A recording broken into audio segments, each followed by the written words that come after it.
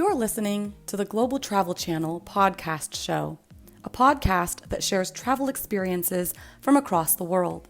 Your host for the show is Mark Philpott, ex-global corporate executive, philanthropist, publisher, filmmaker, sportsman, and serial traveler.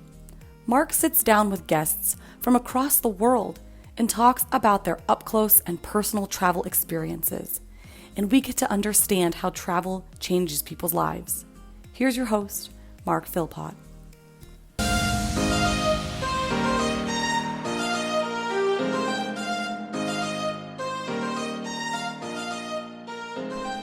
Howdy everyone, I'm back and it's so good to be here again with another travel show, and my name's Mark. If you haven't met me before, you might be a first timer here. Welcome, it's great to have you on board. How did you find us? Spotify, Stitcher, iHeartRadio, the website, globaltravelchannel.com, or did you find us on Apple Podcast? I'd love to know. Drop me a note on social media. Tell us how you found out about the Global Travel Channel show. This is a show where I get to speak to people all over the world about their amazing travel experiences. Yes, over 150 episodes later, we're still going. And the great thing I love about this show is we don't just talk about travel destinations. No, we talk about how travel changed people's lives, how they changed their perception of the world, of the countries they visited, and how it had an everlasting effect on them as a human being. That's why I love doing this show so much. If you want to check out my other podcast show, I have two others. The Global Business Podcast is where I speak to business leaders and business owners across the world about how they're navigating their way through COVID-19 and coming up with innovative ideas on how to thrive in their business environment. And my last show is called Humanity Inspires. Now that's spelled HUMANEITY.com.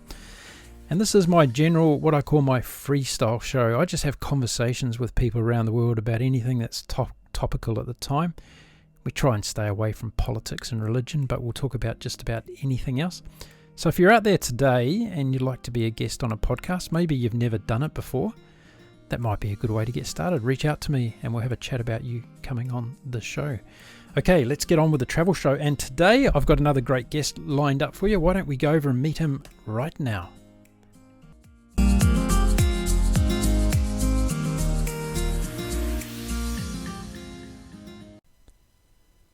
So it's a very warm welcome to the Global Travel Channel to Kevin today. Kevin, how are you today? I'm excellent. How are you, Mark?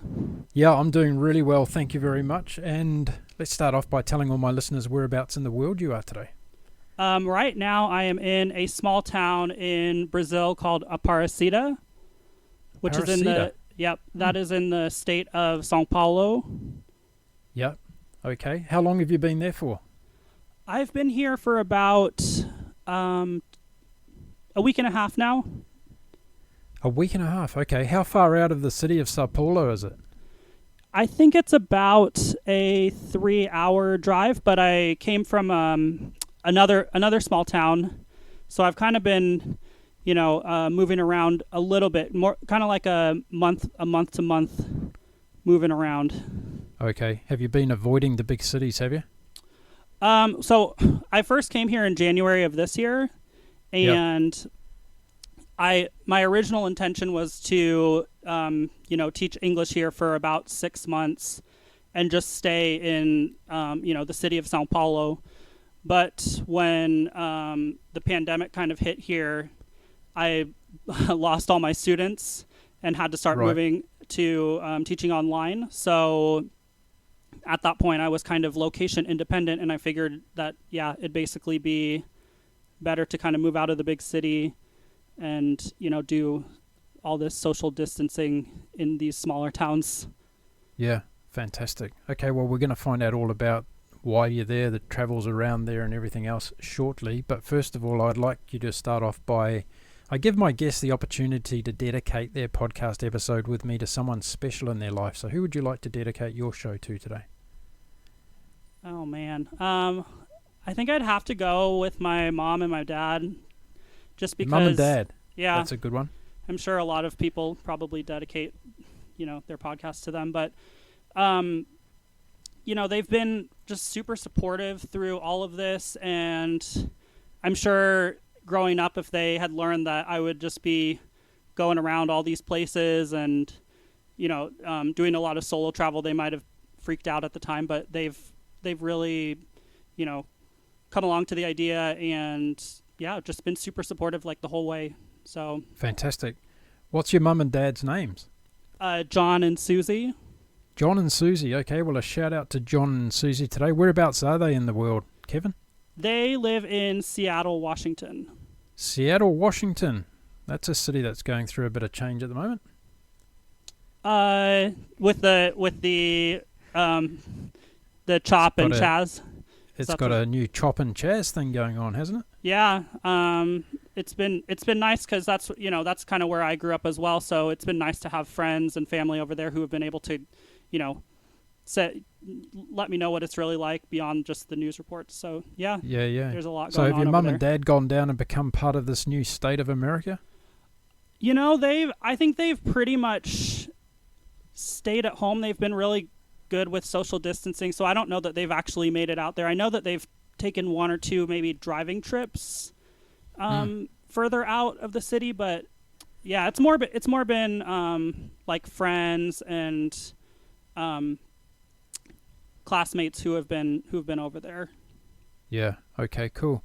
Oh well, that's really nice of you to dedicate the show to your mum and dad today, and I'm sure they'll be very interested to hear some of the things that come out of your mouth during this show. So we might be able to give them a few surprises, eh? Hopefully. So you were born and bred in Seattle? I was born in Washington, D.C., actually, and then as a very young child, we moved to the Indianapolis area, and that's my dad has kind of his extended family in that part of the world, and then we moved to Seattle in 2008, I believe. Okay, so you've been basically from the East Coast to the West Coast in the US living. Yeah, that's right. Where's your favourite spot that you've been to so far from a living point of view in America? I've got to say Seattle. It's home at this point, even though I've got a lot of family in the Midwest. So, when I get homesick, being homesick means missing Seattle. So Seattle's a great city, isn't it? So it is if you like to take an umbrella everywhere because it rains a lot, doesn't it? Yeah, I mean, local people there actually don't really use umbrellas because it rains. It rains all the time, especially in like the fall and winter, but then it's never really hard rain. So people just kind of, tough it out and get their jackets wet. But yeah. Usually the people who have umbrellas in Seattle are actually the tourists. Yeah. So you can spot a tourist in Seattle because they've got an umbrella. That's an interesting one. Yeah, that's correct. So for people listening today around the world that have never been to Seattle, what would you say are a couple of the highlights of visiting that beautiful part of the world? Well, I would first say try to go in the summer because the summer is just gorgeous. The days are super long, like the sun sets at 9:30 or 10 in the evening, so you get long hours, and you usually get good weather in the summer. Not, it's not guaranteed, but the chances are much higher. And I would just say, do Pike Place Market, which is the biggest kind of tourist attraction there. But also get out of the city and go for a hike because the nature in that part of the U.S. is just really beautiful and worth getting out of the city on one of your days during. Yeah, it's a unique place, isn't it, Seattle, where it's located because you've got the ocean so close and you've also got the mountains so close. You can you've got the best of both worlds, haven't you? Yeah, I like the views and the sunsets, and the beaches are definitely like the best part of Seattle. I had a guest on my show a long time ago who was one of the managers at SeaTac Airport, and we talked about all the wonderful plans they've got about enhancing that airport for international travellers and also domestic travellers, and it's really growing at quite a phenomenal rate, that area. I'm actually not very familiar with that, so I'll have to go in and listen to that podcast. Yeah, you should check it out. You might even know the guy that I spoke to. Who knows? I can't think of anybody who works at the airport, but maybe. I realise that it's not such a small town, but Now, you're a travel blogger at the moment, and I'd like you to tell my guest all about your travel blog in terms of when did you start it and why did you want to become a travel blogger? So my blog, which is called Caffeinated Excursions, was kind of the name is a bit of an ode to Seattle itself with all of our coffee drinking over there. I started in January of 2018 and have been blogging ever since regularly.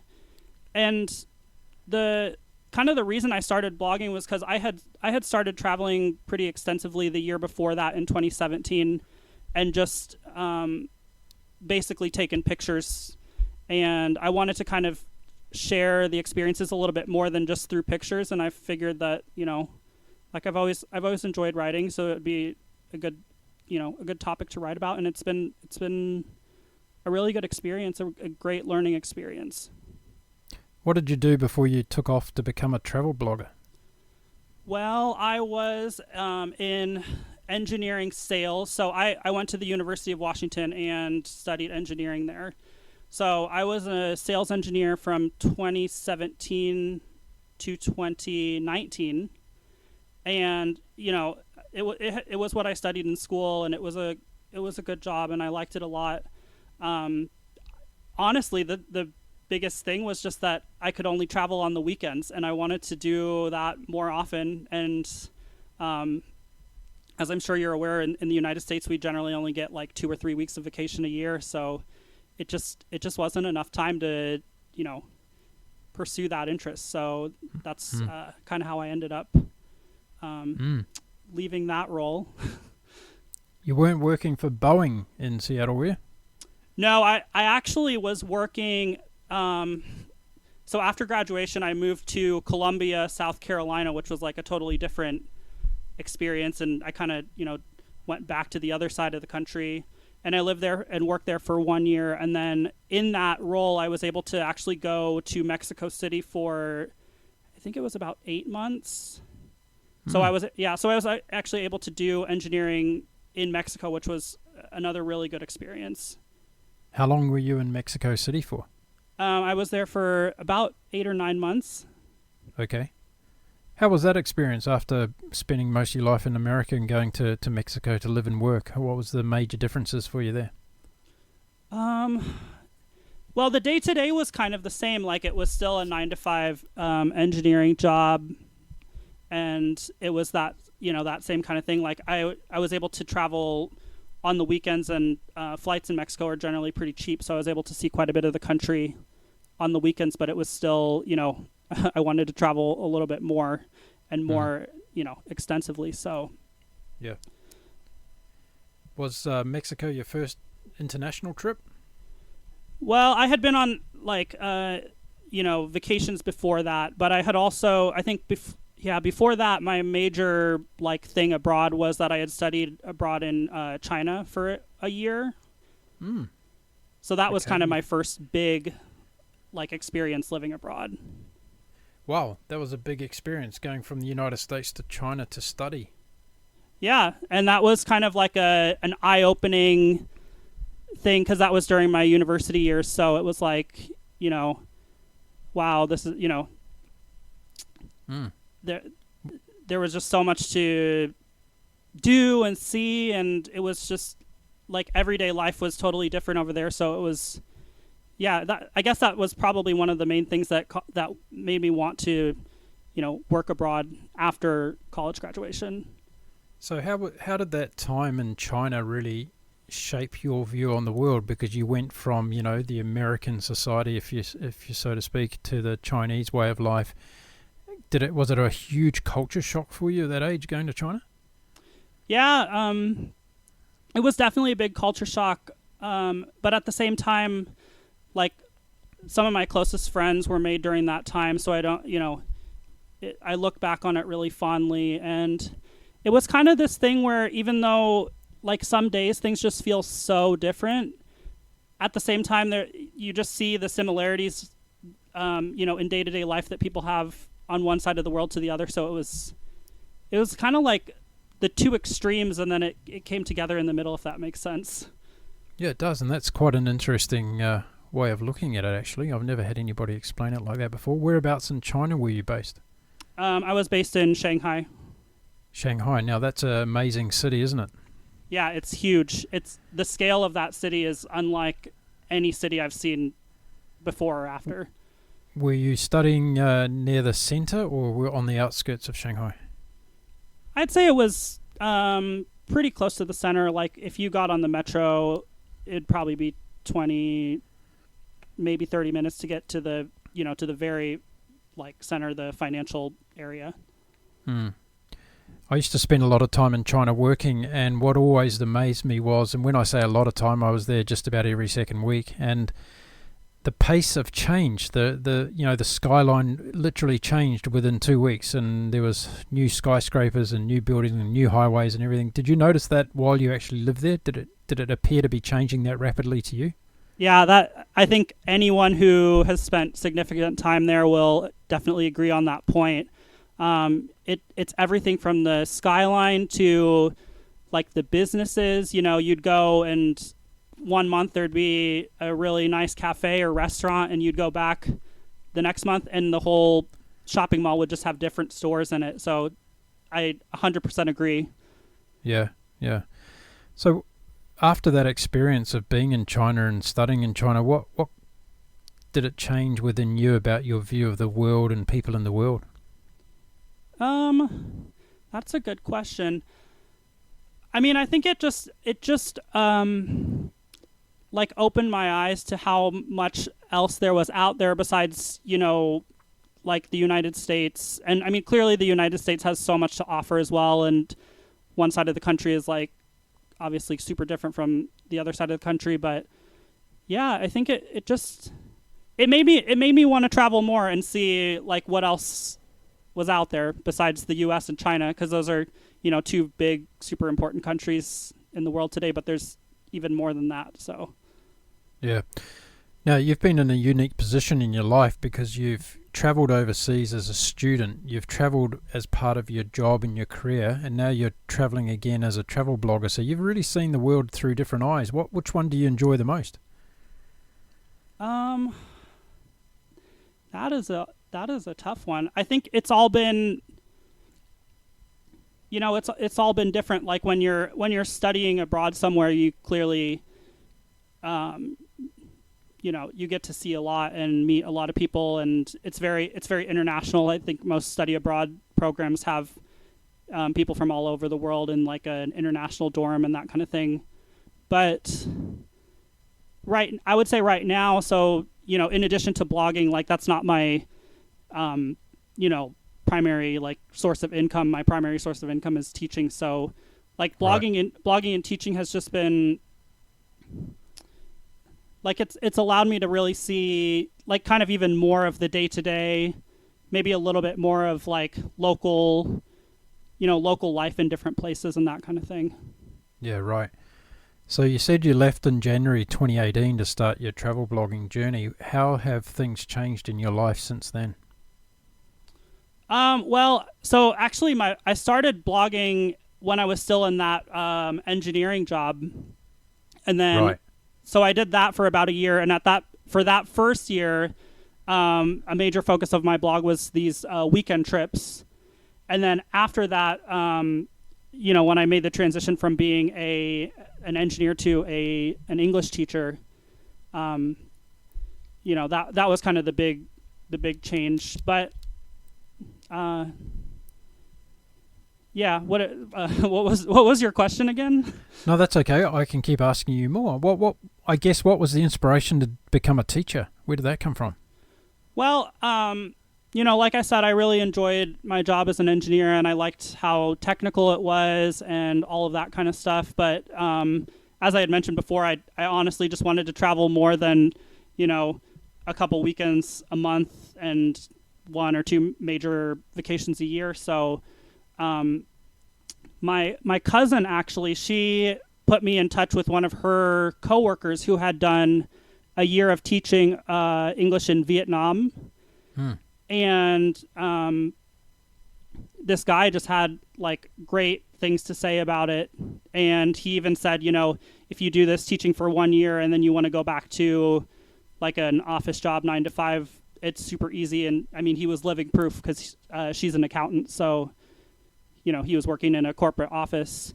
So, and that was kind of the thing that convinced me to go ahead and do this plan. And, you know, I think before that I was afraid that if I went down this path, like I wouldn't maybe be able to go back if I wanted to. But now that I've gone down this path, I'm not really looking back. A lot of people say that when they change their direction in life. So you went to Vietnam teaching first of all. How was your time in Vietnam? Did you enjoy the country? Yeah, Vietnam is super highly recommended by me. It's a beautiful country. It's kind of actually very similar to China in that regard, that things just change so quickly and things are growing so quickly over there. And, you know, people's standard of living has just shot up so rapidly. So it's super dynamic. The people are really friendly. The food is delicious. So I definitely recommend anybody who is, you know, serious about traveling, definitely check out Vietnam at some point. So tell us about a couple of places that you've been to in Vietnam and where you would recommend for people to go to. So I was based in Ho Chi Minh City, which is also known as Saigon, which is in the south of the country. And that city is very like international. There's a lot of other teachers there. So a lot of my friends were at that point were from like the UK and South Africa, and also from the United States, in addition to you know, local people that I was meeting. So Saigon is definitely some place that people should spend maybe 3 or 4 days. And then the more kind of impressive landscapes are in the north of the country. So there is a small town called Sapa, which is very famous for like the rice terraces. You know, we've all seen like the pictures of rice terraces and, you know, in books and maybe restaurants and that kind of thing. But to see it in person is just like, it's undescribable. Just how, you know, it's like I think it's the engineer in me coming out. The fact that these farmers have gone in and like altered these mountainsides and put these terraces on them is just, it's definitely something people should see when they go there. Yeah, absolutely. So for people listening, can you explain how to get there and how far out of Ho Chi Minh City is it to get to Sapa? So I would recommend flying to Hanoi, which is about a 2-hour flight. And Hanoi is the capital of the country, and it's kind of centrally located in the north. And then from there, you can take a train to a city called Lao Cai, which is an overnight train. And then from there, you take maybe hour and a half van ride out to the small town called Sapa. So it's quite a logistical process to get there. A bit of planning involved. Yeah, there. You know, at that time, the how can I say this? The teaching schedule was such that I had about like 3 weeks of, you know, free time. So I decided to go out there and spend 3 weeks, which was it was quite a long time, you know. There were a lot of backpackers and people like that who were coming in and out, and you know, I don't think anybody needs to spend 3 weeks out there to see it, but I would say for the amount of work that it takes to get out there, if you're only spending 1 or 2 days, it's a bit much. So I would recommend people spend maybe like 4 or 5 days up there. I think that's good advice. I think a lot of people, when they travel, they go to places for too short a period of time, and therefore they don't really get to see it as well as they could do, and go away a little bit more empty-handed, right? Yeah, and I mean, I totally understand that, coming from like a normal 9-to-5 job. That, you know, for me anyways, the weekend trips were better than nothing, even if they were very rushed and, you know, late hours on a plane and all that kind of stuff. But yeah, there's like Vietnam is definitely a place where if you can spend more time, do it. One of the inspirations of this show, Kevin, is to try and get people to quit that 9-to-5 and get out there and travel more. That's a great goal. So, you're a coffee aficionado, self-confessed. So what's the coffee like in Vietnam? Oh, it's amazing. So, yeah, like I said, my blog name, Caffeinated Excursions, kind of hints at my obsession with coffee. But where did that come from? When did you start drinking coffee? I think I started drinking it in high school because I was so sleep deprived. Everybody is sleep deprived in high school because you've got these early classes, and then at that point in life, your body wants to stay up late. So I would just, I think it was like junior or senior year of high school, I just got used to drinking a cup of coffee in the morning, and then it just kind of snowballed from there. And at many points in my life, I've, had 3 or 4 cups a day. So, but to answer your question, Vietnam has this special kind of coffee, which in Vietnamese is called café sữa, but in English it's just, Vietnamese coffee. But it's very rich, and it's served with condensed milk. So it's this, this very rich and sweet beverage that maybe not everybody would like, but I think everybody should definitely try if they have a chance to go to Vietnam. Mm. So out of the places that you have visited around the world, and that's either working or living, who's got the best coffee? That's a tough one. Being here in South America, like, I think I'm kind of spoiled with good coffee, good local coffee, and so yeah, it'd be a tough choice because Vietnamese coffee is also delicious, and they grow coffee there as well, so it's not imported from another country. So yeah, I would say Vietnam, and then it's also just really cheap over there too. Like a coffee that you would pay at least $4 or $5 for in the United States is just $1 over there. So yeah. Did you have an opportunity to get to some of the nearby neighboring countries when you were in Vietnam? Did you go to Cambodia and Laos and there? I didn't get a chance to go to the neighboring countries, unfortunately. I did go over to Thailand, Malaysia, Singapore, and then I actually did a week-long vacation all the way down in Australia.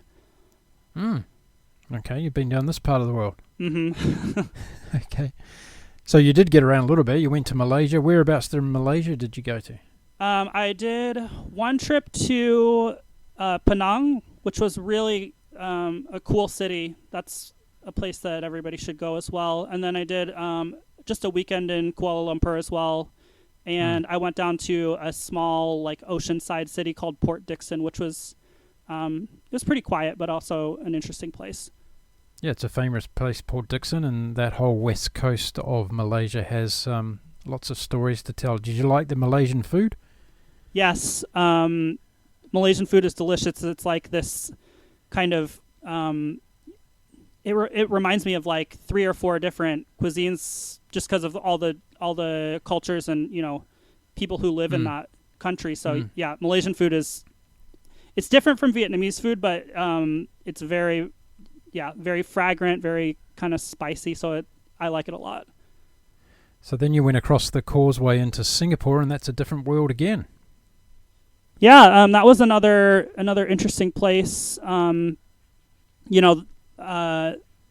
of reminded me of China, but obviously not exactly. It was another one of these places that was very kind of like a mixture of different cultures and backgrounds. So yeah, that was another really good one. I lived in Singapore for 7 years, and I always gave it my own favourite tagline, which is Disneyland with the death penalty. Right. I was a little bit aware of kind of those issues with Singapore, and I was just like, I think I just went for a weekend, so I just crossed my fingers, and everything ended up okay. But everything was all right. You got out again. Mm-hmm. Well, I think the transition from Malaysia to Singapore is quite significant in terms of you've got this brand new, sparkly, clean environment in Singapore, whereas Malaysia still has its pretty much grassroots, and things aren't as well organised or as well kept in a lot of places in Malaysia. Anyway, there's quite a vast difference there. Yeah, I definitely noticed that. I feel like that was kind of more pronounced in Penang, maybe just being, not the capital, but yeah, I would agree. Yeah, right. And then what brought you down to Australia? What was the decision to go there?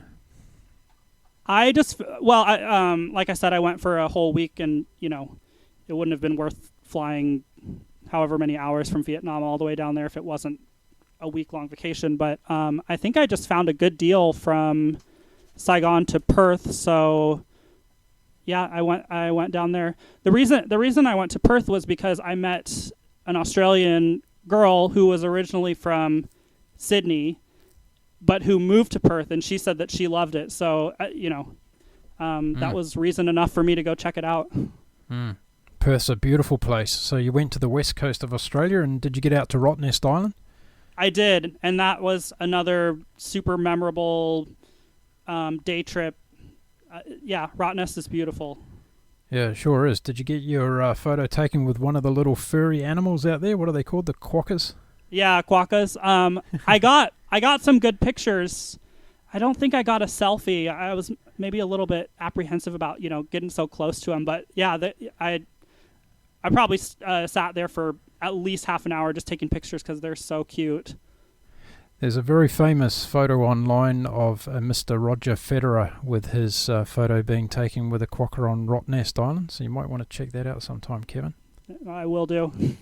He wasn't too scared to have a go, and it didn't bite him, I don't think. Okay, so did you get to see any other parts of Australia, or you just spent the week in WA? Yeah, so I got to check out Fremantle and Perth and Rottnest on that trip. And then actually, so when my contract ended in Vietnam, I was coming back to the United States for the holidays, and I found another good deal down to Melbourne.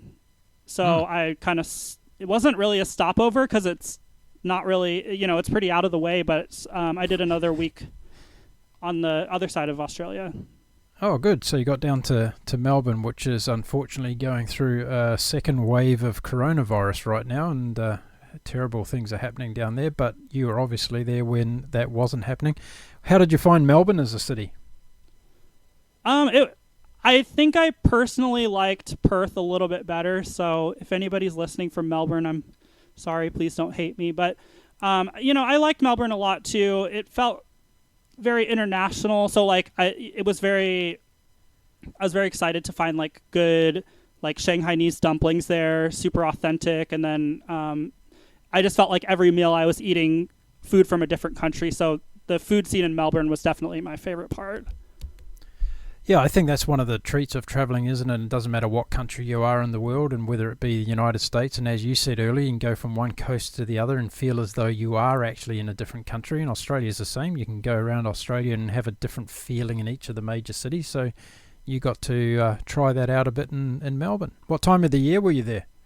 I was there in December of 2019, so it was supposed to be the height of summer, right? But I found it really cold. I had to wear 2 jackets every day. I was very surprised at how cold it was. Well, let me bring you up to date, my friend, on a couple of things to do with Melbourne. It's notorious in Australia for being a city that has 4 seasons in one day. It's a bit like Seattle in that way. It can be raining and freezing in the morning, and it can be sunny and hot as crazy in the afternoon. So you obviously got a cold spell. Yeah, I definitely did. Have you been to Europe much at all, Kevin?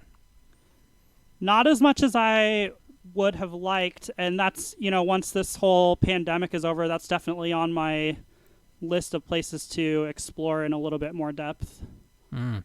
So, keeping up with your travels chronologically, you went back to the US after Melbourne. How long before you went off to Brazil and doing what you're doing now? So I spent about 3 weeks in the U.S. for Christmas and New Year's, and then I came down to Brazil in January of this year. And that's because there was some teaching opportunity there, or? Honestly, I was just doing kind of freelancing, so I arrived here and, just started slowly trying to meet people and find people who were interested in taking English lessons. So how have you adapted to life on the road? Like, what are the things that you do these days that are maybe some shortcuts versus what you used to do in the beginning when you started traveling? How have you made traveling easier for yourself? I think the biggest thing is just not carrying a bunch of stuff with me. So a lot of my kind of personal possessions are at my parents' house, and they've been kind of telling me every Christmas, like, hey, eventually you should try to move some of your stuff out. But but yeah, I mean, when I came down to Brazil, like, I only had one checked suitcase. So and I basically only have like my clothes, my computer, my other electronics, and that's kind of it. So I think really just paring it down to like the bare essentials, and then kind of getting the rest of the stuff that you need when you arrive is a huge one. I think all parents are still hassling their kids about getting their stuff out of their place around the world. Mm-hmm. Free storage, right? Exactly. Yeah. So what are the first couple of things that you pack when you go traveling? Well, when I did my weekend trips, a lot of those, especially in Asia, the budget airlines, you have to pay quite a lot in order to check a bag. So I'd always just bring maybe 3.5 changes of clothes in a backpack, along with a camera, maybe my laptop if I needed to work on something, but maybe not. And then for longer trips or like these kind of moving trips, it's just the clothes that I need, and maybe my computer. Not a lot. So being an engineer, I'm assuming that you are a person that likes to plan your travels out pretty well. Is that right? It depends. Or are you more of a spontaneous guy? There's definitely benefits to both, and I've done both, and yeah, I feel like I've been pretty lucky with spontaneous travel. Like I've never really been burned by not planning. It's just you might miss out on a thing or two, like if you're not paying attention to when, if a specific attraction is closed on a certain day, for example. But I really probably prefer to keep things a little bit more flexible and then to just go with the flow. Now, for people that are listening who are not as averse to travel as you are, and we all have our favourite places online that we go to get, cheap deals and all the rest of it, you got a couple of favourite online sites that you go to check out deals and stuff? Well, I pretty much use Google Flights for flights. I've read quite a few people saying that I should probably branch out, so I guess once flying is a thing again, I'll maybe try to do that. But I find Google Flights is pretty reliable, and it's a pretty useful tool. And then in terms of lodging, I also am pretty dependent on Airbnb, especially like with what I'm doing right now, staying like for a month at a place and then moving on. Airbnb almost always has like monthly discounts. So it's another great tool that, meets my needs, I would say 95% of the time. Okay, so Google Flights and Airbnb are your two go-to sites. Yeah. Okay, cool. So tell us about travel blogging, because, there might be people listening to the show today. Well, in fact, I know there's people listening to the show today who are interested in travel blogging. So what are some of the hardest things about being a travel blogger?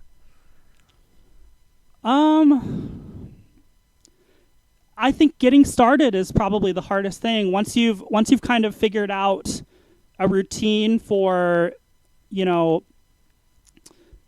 organizing a trip and then going on the trip, collecting enough photos and information and that kind of stuff, it's just a routine. Like you don't, if I'm traveling someplace for a weekend, I don't even really have to think about it. I know what I need, my camera, my phone, but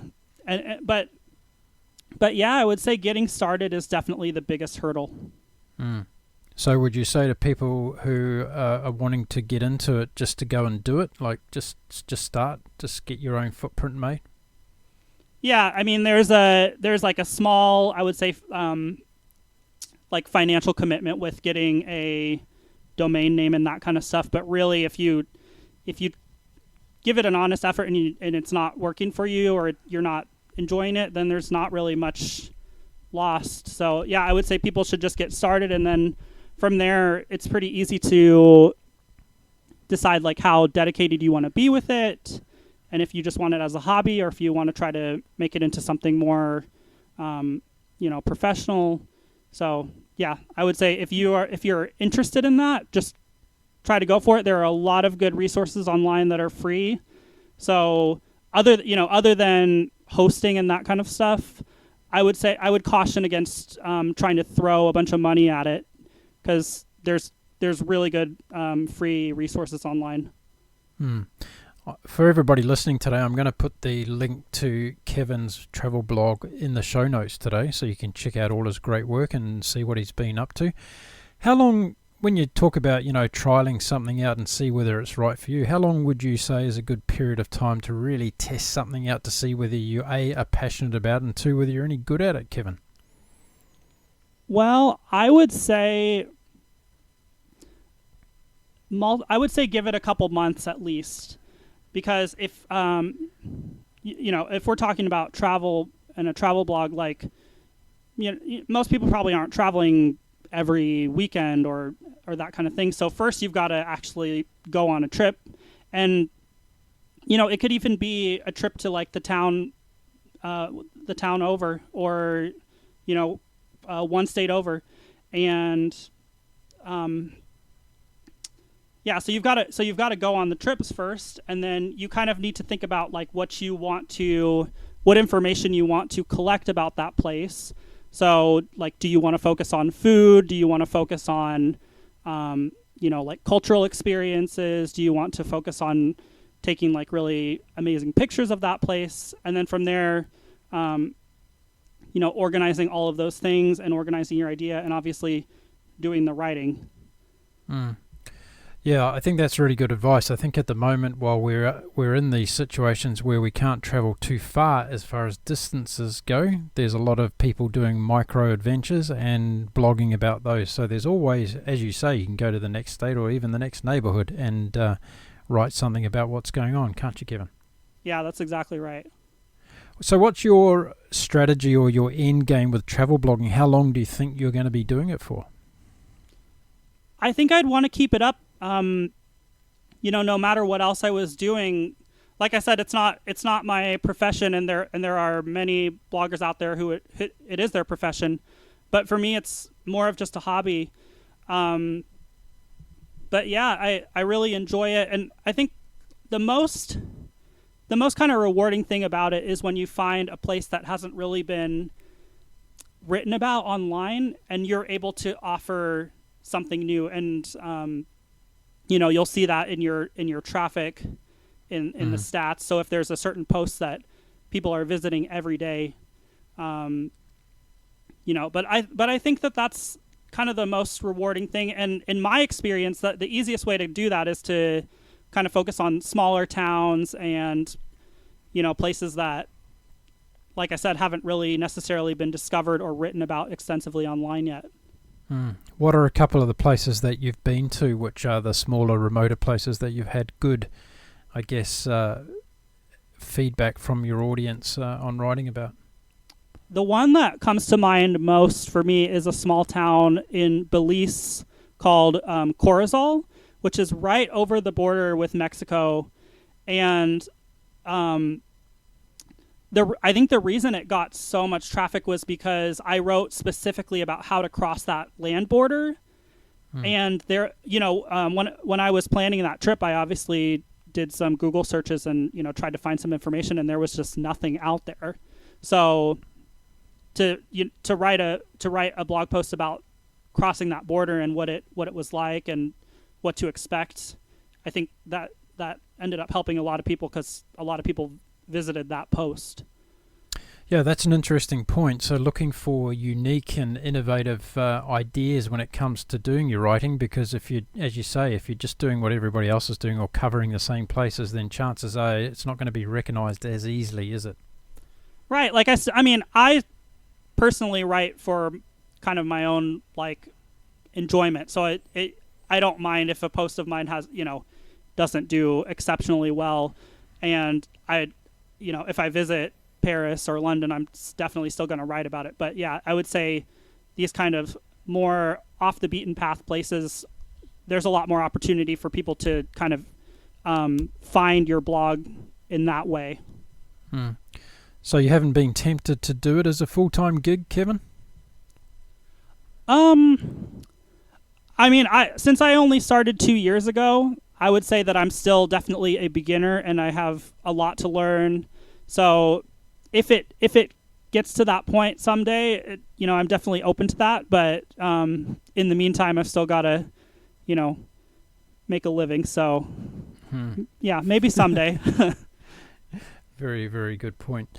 Now, you're in Brazil, which is a country that's been significantly impacted by COVID-19. Can you tell us a bit about how things are today, particularly in the area that you are? Are you able to get out at all and travel, or is there a lockdown, or what's the story at the moment?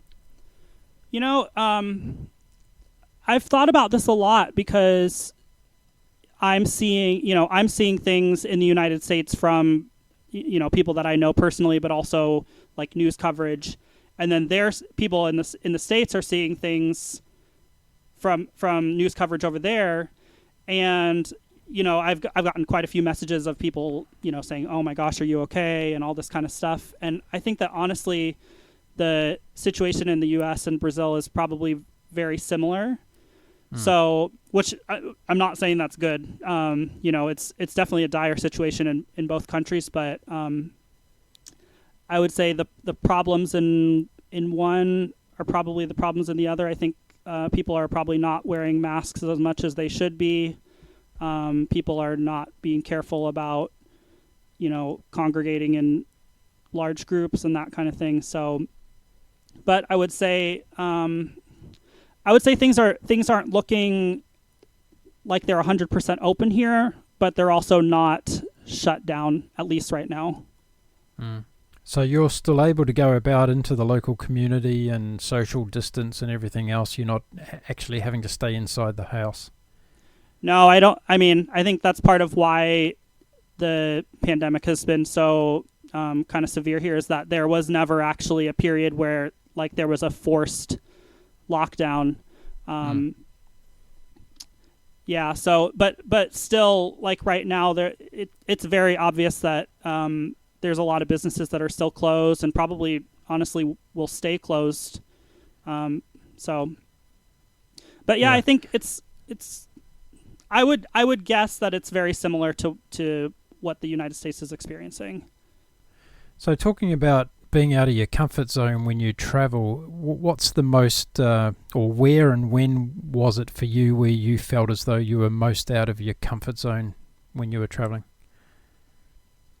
That's a good question. I mean, I've had a couple, like, I would say instances of situations where things are not good, which I'm not sure if that would be, like I don't know if that would count as discomfort, but like, I have been robbed before, for example. So that was not a very fun experience.